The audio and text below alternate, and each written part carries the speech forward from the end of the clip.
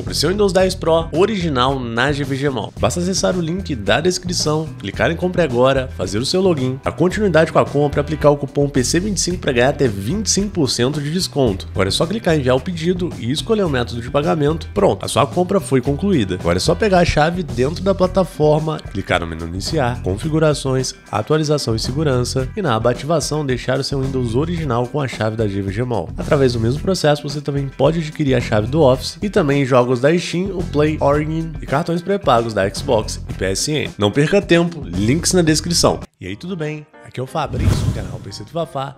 E no vídeo de hoje a gente vai trocar uma ideia sobre os processadores matadores de Xeon que vieram há algum tempo atrás e ganharam uma grande visibilidade no mercado. Os famosos processadores adaptados que ganharam o nome de Interposer aqui no Brasil ficaram muito populares por conta disso. Os kits do Interposer eles ficaram muito populares rapidamente, não foi à toa, isso porque eles ofereciam um processador Intel aí da 10ª geração num preço bem mais baixo e também, como se não bastasse, com o gráfico integrado embutido. O kit inteiro ele poderia ser adquirido na casa dos R$600, um negócio muito legal mesmo e com um desempenho bem extravagante. Esses processadores Interposer eles ganharam uma notoriedade muito bacana no momento que a gente estava precisando bastante. Até hoje a gente tem um valor de placa de vídeo muito inflacionado, porém no momento em que ele se tornou evidência, estava realmente impossível comprar uma placa de vídeo. Quando a gente achava tinha um preço muito alto e a gente também tinha uma escassez muito grande no mercado. Como não estava muito fácil encontrar placa de vídeo, realmente estava bem escasso, muita gente estava comprando processadores com gráfico integrado, principalmente ali os da AMD. Porém, os processadores da AMD tinham gráfico integrado e tinham um valor acessível, eram processadores que deixavam a desejar um pouco no campo de processamento mesmo de dados. Então, para ter um chip integrado ali, eles estavam deixando a desejar um pouco aí nessa parte. Às vezes processador de 2 núcleos, 4 núcleos, não quer dizer que eram processadores ruins, mas um processador às vezes que ia te limitar bastante na hora de fazer um upgrade. E com os processadores QNCT a gente tinha essa possibilidade muito expandida, porque a gente tinha um gráfico integrado, muitas das vezes até inferior que um gráfico integrado de um processador AMD, mas que já rodava bastante coisa e além disso não era difícil encontrar um processador de 6 núcleos ou mais, um processador bem potente ali para processamento de dados mesmo, um processador bem bruto que ia possibilitar também upgrades futuros, até porque, geral tava esperando o preço de placa de vídeo abaixar, às vezes para montar aquele PCzão dos sonhos. Tudo isso era possível num valor muito baixo, até porque os QNCT Interposer não eram processadores vendidos da maneira padrão que a gente via no mercado. Eles são processadores de notebooks que foram adaptados para computador. Basicamente, você só encontra esses produtos de um vendedor do AliExpress. Ele vende, entrega tudo bacaninha e oferece o melhor suporte possível, mas ele pega um processador de 10ª geração de notebook e cria uma adaptação para que seja possível encaixar ele numa placa 1151. Um detalhe muito interessante é que as placas-mães 1151 não eram placas-mães projetadas para aguentar processadores de 10ª geração, quanto mais um processador de notebook e de 10ª geração. Essas placas normalmente oferecem suporte a processadores de 6ª, 7ª, 8ª e 9ª geração da Intel, mas não são todos os processadores dessa geração também que encaixam nesse socket. E aí que vem a questão, a gente consegue encontrar processadores muito potentes e muito baratos, Interposers, que são processadores de notebooks adaptados para a placa-mãe 1151, são compatíveis com elas, mas como é uma adaptação nível hard, é como se fosse uma gambiarra master mesmo, a gente tem um trabalho tremendo para fazer a instalação desses notebooks nas placas-mães. É claro que essa adaptação está evoluindo e já está muito mais fácil de fazer. Porém, se você já precisa de comprar uma placa-mãe 1151 que seja compatível com esse processador e também atualizar a BIOS dela. Basicamente, a BIOS da placa-mãe é onde contém todos os arquivos necessários para a placa-mãe funcionar e colocar todas as peças ali rodando, tá? O computador precisa desse arquivo, bem configurado para rodar tudo. E como a gente coloca, às vezes, um processador que não era para aquela placa-mãe suportar, o próprio vendedor chinês do Interposer, ele vai lá e manda para a gente um arquivo de BIOS que vai funcionar com a placa-mãe que a gente comprou. E normalmente, no próprio anúncio, costumam ter tabelas, de recomendações informações de quais placas-mães que seriam compatíveis com esses processadores. Bom, atualizar a BIOS não é um procedimento muito complexo, mas já não é algo também que um leigo faria facilmente. E basicamente existem duas maneiras de fazer isso. Uma é você já tendo um processador que é compatível com uma placa-mãe Uzi 51, e aí você liga o computador e atualiza a BIOS através de um software, às vezes o software da mesma placa-mãe, e é mais fácil de fazer. Porém, o segundo caminho que a maioria das pessoas estava escolhendo é regravar a BIOS com uma maquininha que é um regravador externo. E para isso, muitas das vezes, a gente precisava de remover o arquivo de BIOS, que é esse que eu estou removendo aí agora na imagem. No caso, eu comprei uma placa-mãe que tem a BIOS removível, mas algumas placas-mães tem a BIOS soldada na placa. Esse processo já deixa as coisas bem mais complexas e dificulta bastante, né, o funcionamento do todo o sistema. Apesar dessa adaptação ser muito bem feita, o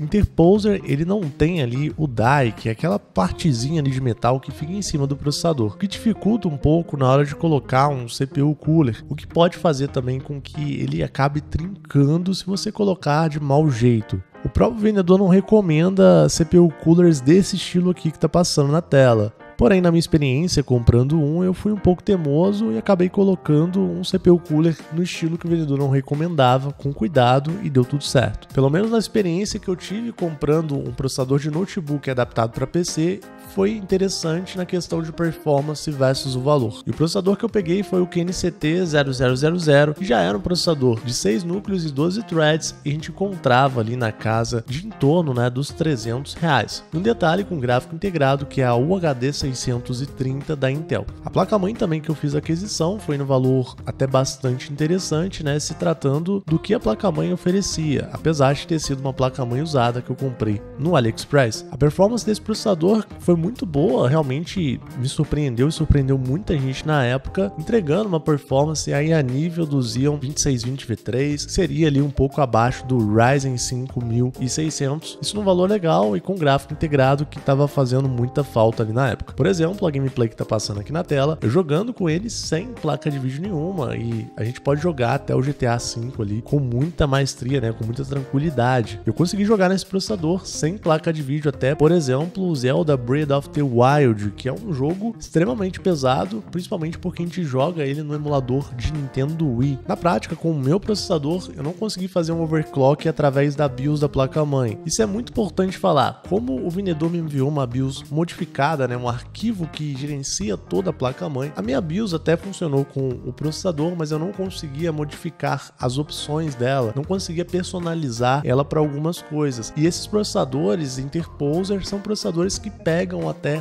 overclock. Porém, existe um software da Intel, né, que permite com que a gente faça o overclock nos processadores dentro do Windows. Eu consegui fazer overclock nele, né, subindo aí, né, para 3.4 GHz, que seria a frequência máxima que ele deveria trabalhar. O overclock na prática rendeu um aumento de performance notável, pelo menos em programas de teste que daria uma escala ali de pontuação em relação ao processador. Mas para jogar sem placa de vídeo, pelo menos quando a gente testou o GTA V em overclock, o GTA V estava tendo mais desempenho se comparado ali jogando com ele sem overclock, como a gente vê no canto direito. Também aproveitei para colocar uma placa de vídeo nesse cara, testei ele com a 1060 de 6 GB, que é uma placa de vídeo muito boa, e na prática a gente teve uma performance muito legal em todos os jogos que eu havia testado antes, né? Ele aguentou a placa de vídeo 100% em Full HD, o que acabou demonstrando que era um processador muito forte, muito barato, e poderia ser usado com placa de vídeo ali sem problema nenhum, como qualquer outro processador normal. Mas a questão que fica é, se é uma parada tão boa, tão barata assim, por que a galera não tá falando dele hoje ainda? Por que ele não viralizou mais até do que os Xeons da China? Por que a gente não vê a galera comprando isso em peso, né? Bom, parte disso tá em todo o processo que eu mostrei anteriormente, né, da modificação da BIOS e tal, e das dificuldades que tem em colocar esse cara funcionando, mas outra parte disso está relacionada também à escassez de produtos aqui na loja. Esses caras, eles já estavam fadados, né, a não ir pra frente desde o começo, porque é um vendedor só que faz essas adaptações, muito bem feitas por sinal, mas a produção não ia dar conta, né, por exemplo, de atingir, né, um público em larga escala,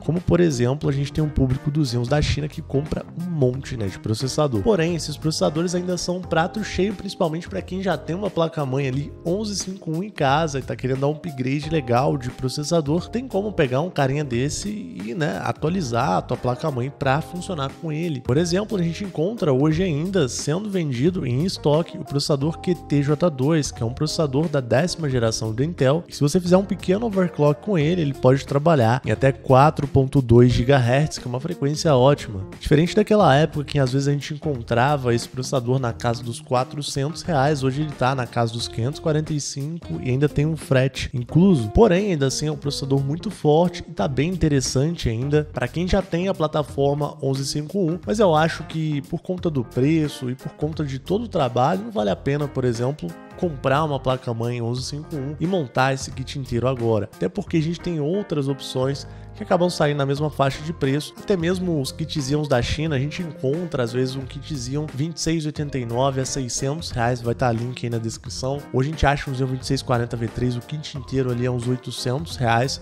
É claro que não tem gráfico integrado, é claro que esses processadores também vão ser mais fracos graças à frequência mais baixa, porque, por exemplo, o 2640V3 é um processador que chega a 3.4 GHz, enquanto o QTJ2 está chegando a 4.2, mas na prática mesmo, ambos os processadores têm um desempenho muito bom para jogar, né? No geral, esses processadores interposer têm uma potência e tanto, são muito interessantes, funcionam muito bem, mas justamente por conta de todas essas questões que eu falei, eles acabaram não vingando no mercado e eu acredito que eles nunca vão vingar no mercado, a não ser que esses processadores comecem a ser adaptados em larga escala e num preço bem acessível, aí realmente a gente vai acabar trabalhando com eles, porque quem não quer economizar, né? Se você quiser saber mais detalhes sobre esses processadores, eu vou deixar aí na descrição um link de uma playlist completa que eu fiz testando tudo passo a passo e descobrindo tudo sobre esses processadores. Mas esse vídeo ele teve mais o intuito de matar a curiosidade de quem viu a série e queria saber, né? Fafá, o que aconteceu com esses caras? Por que eles não estão, né, mais no mercado? E basicamente é por conta dessas questões. Eu espero que você tenha curtido o conteúdo. Se você gostou, tá super convidado a clicar no botão de se inscrever. Também segue o pai lá no Instagram. Beleza? Vou ficando por aqui. Um abração. Até mais. E quero saber o que você achou do conteúdo. Deixa um comentário aí pro pai, né, se aperfeiçoar. Valeu!